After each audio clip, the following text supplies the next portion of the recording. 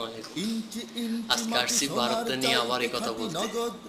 গরিবের কথা বাসি হলো মিষ্টি, এটা মনে রাখতে।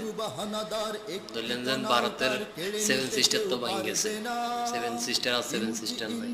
অলরেডি ভারতের পতাকা নামাল আছে মণিপুর রাজ্যে, এবং কেউ জায়গায় সংঘর্ষ হচ্ছে, যেখানে ভারত চাইছে বাংলাদেশে অস্থিতিশীল করার জন্য। এখন ভারতের ভিতরে অস্থিতিশীল হইতেছে। সেকেন্ড কথা হয়েছে, ভারতের 27 প্রদেশ না, ও 27 প্রদেশ 27টে ভাগ হবে। এখন তারা তো তাদের বৃহত্তর ভারতকে নিয়ে গর্ব করে, তখন আর ভারত আর থাকবে না, সব ছোট ছোট একটা একটা দেশ হবে। সবাই সবাই স্বাধীনতা চায়।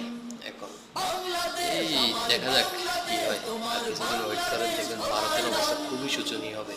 বাংলাদেশের মধ্যে তাকাইছে, এখন নিজেদের অবস্থা খুবই খারাপ।